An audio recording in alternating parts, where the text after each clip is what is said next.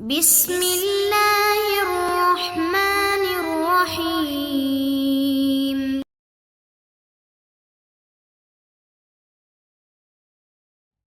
Hadis yang terakhir al-hadithul arba'un an Salman radhiyallahu anhu qala Rasulullah sallallahu alaihi wasallam al-masjidu masjid adalah baitu rumah kulli mumin, setiap orang yang beriman. Rawahu Abu Nuaim fil Hilyah, diriwayatkan oleh Abu Nuaim dalam kitab Hilyatul Auliya. Fal aslu, maka hukum asalnya adamu ighlaqil masajid, tidak mengunci masjid, karena masjid adalah rumahnya setiap orang beriman. Nah, kalau kita kunci berarti kita melarang orang untuk masuk rumahnya dia. Kenapa kita larang-larang? Dia berhak masuk, malah kamu larang. Wa innama tughlaqu, tiada lain masjid itu dikunci lil hajah, karena diperlukan, wad darurah, karena darurat. Nah, masjid tidak aman kalau dibuka nanti kotaknya infak ya, hilang duitnya, nah, dibobol orang. Nah, baru kita kunci. Tapi kalau masyhur terkenal ini masjidnya aman, 24 jam dibuka saja. Nah, maka saya sungguh senang dengan salah satu masjid di Solo ini, ya, dipimpin oleh guru kita, Dr. Hasan Al-Qudsi. Nah, saya dengar kata beliau setelah menjadi pemimpin masjid ini, beliau fatwakan untuk masjid jangan dikunci. Karena ini masjid rumahnya setiap orang mukmin.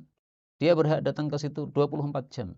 Dia pengen jam 12 malam datang ke masjid i'tikaf sampai jam 2 misalnya, supaya lebih khusyuk ibadah, maka dia datang ke masjid. Sah, tidak ada masalah begini. Nah, kalau kita kunci, kita melarang orang. Wa yanbaghi tarku juz'in minal masjidi, dan sepantasnya meninggalkan satu bagian dari masjid maftuhan, tetap terbuka, liman arada shalah, bagi orang yang menghendaki salat. Jadi andaikan kita masih perlu mengunci, jangan dikunci total sehingga sama sekali tidak ada tempat untuk orang salat. Kunci bagian area dalam masjid. Itu yang dikunci, yang tidak aman kan kotak infaknya di situ. Nah, kotak infaknya dimasukkan supaya aman. Habis itu dikunci. Bagian luar emperan masjid, nah, masih disisakan tempat untuk orang bisa mampir di situ sholat 24 jam. Demikian juga tempat wudunya, ya. Nah, maka tempat wudu masjid paling bagus memang di luar. Sehingga ketika masjid ini terkunci bagian dalamnya, masih ada serambi masjid yang orang bisa sholat di situ. Nah, ini kalau semua takmir masjid memahami hadis-hadis seperti ini, alangkah bagusnya masjid-masjid yang ada di Indonesia ini maupun seluruh dunia. Tapi sayangnya tidak banyak yang mempelajari sunnah-sunnah Rasul Shallallahu Alaihi Wasallam, sehingga Anda dapati ya sebagian masjid begitu cepat-cepat mengunci masjid, bahkan sebagian orang yang masih zikir semacam diusir dari masjid tadi dengan cara lampunya dimatikan, ya supaya apa? Segera pergi. Kalau lampunya dimatikan karena untuk ngirit listriknya saja, nggak ada masalah. Jadi setelah dimatikan tapi masjid tidak dikunci. Tapi itu sengaja memang lampu dimatikan supaya dia segera keluar karena dia sudah pegang kunci masjid supaya segera dikunci. Ini sungguh pengusiran yang sangat buruk terhadap orang-orang yang akan zikir di dalam masjid. Meskipun saya mengetahui bahwa mungkin ya sebabnya adalah karena tadi darurat tadi, yaitu kondisi masjid di area tempat tersebut adalah tidak aman, banyak yang mencuri dan sebagainya. Tapi kalau seperti di Solo, alhamdulillah saya lihat banyak yang tempat-tempat aman, maka tidak sepantasnya terjadi hal-hal yang seperti saya gambarkan tadi. Wallahu a'lam, Allah lebih tahu, wa ilmuhu atam, dan ilmunya lebih sempurna. Walhamdulillahi 'alan ni'am, dan segala puji bagi Allah atas segala nikmat yang diberikan. Kemudian sebagai penutup bahwa hadis ini, masjid adalah rumah setiap orang beriman, ini disalahpahami oleh sebagian orang. Dia mengatakan orang mukmin tidak perlu punya rumah. Terus rumahnya di mana, Pak? Rumahnya di masjid-masjid, sebagaimana sabda Nabi SAW. Maka ini ada orang ya, membawa istri dan anak-anaknya, anaknya sekitar 5 orang sekitarnya, pindah-pindah dari satu masjid ke masjid yang lain. Setelah tidur di masjid itu 1 pekan, pindah lagi ke masjid yang lain. Nah, ini pemahaman yang batil kayak begini nih. Kalau memang maksud Nabi seperti itu, kenapa Nabi punya rumah? Kenapa Nabi tidak tidur di masjid saja? Kenapa semua sahabat Nabi SAW juga punya rumah? Tidak ada satupun di antara mereka yang melakukan seperti apa yang kamu lakukan tadi.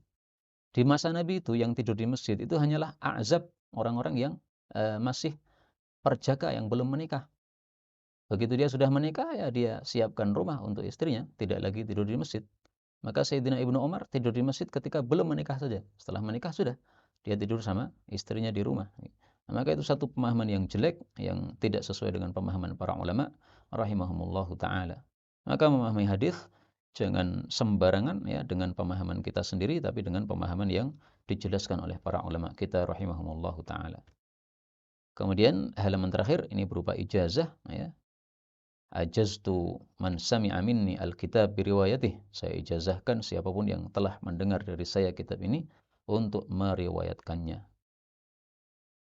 Dan boleh menjelaskannya apabila betul-betul paham terhadap apa yang ditulis dalam kitab ini.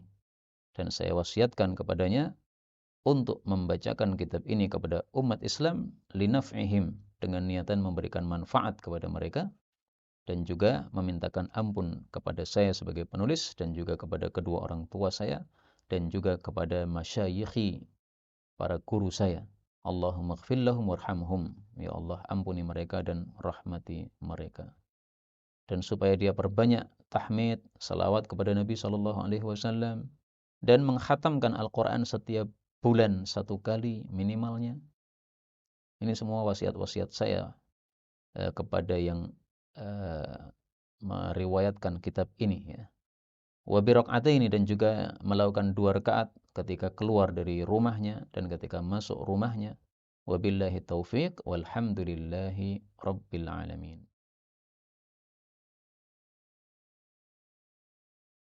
تقبل منا إنك أنت السميع العليم وتب علينا إنك أنت التواب الرحيم. اللهم نحمدك حمدا شاكرين حمدا ناعمين حمدا يوافي نعمه يكافئ مزيدا. يا ربنا لك الحمد ولك الشكر كما ينبغي لجلال وجهك الكريم ولعظيم سلطانه. اللهم صل وسلم وبارك على رسولك الكريم نبينا محمد وعلى آله وصحبه أجمعين. اللهم اجعلنا من أهل القرآن waj'alil Qur'ana sahiban lana fid dunya wa syafi'an lana fil akhirah. Ya Allah, jadikan kami termasuk ahli Al-Qur'an. Jadikan Al-Qur'an sebagai sahabat kami di dunia, syafaat bagi kami di akhirat. Allahumma nawwir ya Allah qulubana binuril Qur'an. Ya Allah, sinari hati kami dengan cahaya Al-Qur'an. Wa nawwir akhlaqana binuril Qur'an. Ya Allah, sinari akhlak kami dengan cahaya Al-Qur'an. Allahumma nawwir hayatana binuril Qur'an, a'ilatana binuril Qur'an, quburana binuril Qur'an. Ya Allah, sinari kehidupan kami dengan cahaya Al-Qur'an. Sinari keluarga kami dengan cahaya Al-Qur'an. Sinari alam kubur kami kelak dengan cahaya Al-Quran.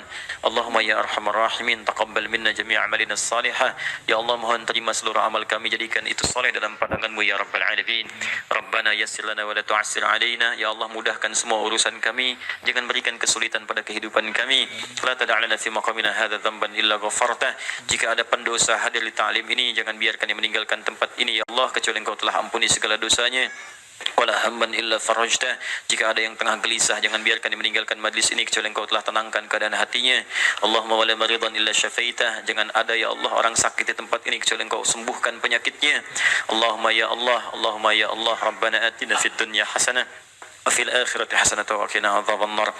Bifadlika subhana rabbika rabbil izzati amma yasifun.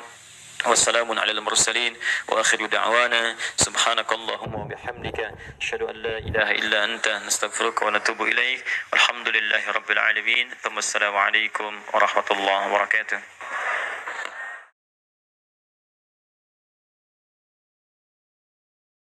تقبل منا إنك أنت السميع العليم وتب علينا إنك أنت التواب الرحيم. اللهم نحمدك حمدا شاكرين حمدا ناعمين حمدا يوافي نعمه يكافئ مزيدا. يا ربنا لك الحمد ولك الشكر كما ينبغي لجلال وجهك الكريم ولعظيم سلطانه. اللهم صل وسلم وبارك على رسولك الكريم نبينا محمد وعلى آله وصحبه أجمعين. اللهم اجعلنا من أهل القرآن waj'alil Qur'ana sahiban lana fid dunya wa syafi'an lana fil akhirah. Ya Allah, jadikan kami termasuk ahli Al-Qur'an. Jadikan Al-Qur'an sebagai sahabat kami di dunia, syafaat bagi kami di akhirat. Allahumma nawwir ya Allah qulubana binuril Qur'an. Ya Allah, sinari hati kami dengan cahaya Al-Qur'an. Wa nawwir akhlaqana binuril Qur'an. Ya Allah, sinari akhlak kami dengan cahaya Al-Qur'an. Allahumma nawwir hayatana binuril Qur'an, a'ilatana binuril Qur'an, quburana binuril Qur'an. Ya Allah, sinari kehidupan kami dengan cahaya Al-Qur'an. Sinari keluarga kami dengan cahaya Al-Qur'an. Sinari alam kubur kami kelak dengan cahaya Al-Quran. Allahumma ya arhamar rahimin, taqabbal minna jami' amalina salihah. Ya Allah, mohon terima seluruh amal kami, jadikan itu soleh dalam pandangan-Mu ya Rabbal Alamin. Rabbana yassir lana wa la tu'assir alaina. Ya Allah, mudahkan semua urusan kami, jangan berikan kesulitan pada kehidupan kami. La tada'lana fi maqamina hadha dhanban illa ghafartah. Jika ada pendosa hadir di ta'lim ini, jangan biarkan dia meninggalkan tempat ini ya Allah, kecuali Engkau telah ampuni segala dosanya.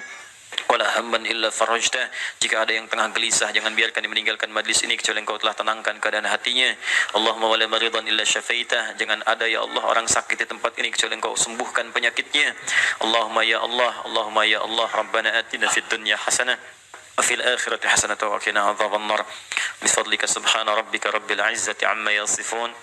والسلام على المرسلين وآخر دعوانا سبحانك اللهم وبحمدك أشهد أن لا إله إلا أنت نستغفرك ونتوب إليك والحمد لله رب العالمين ثم السلام عليكم ورحمة الله وبركاته.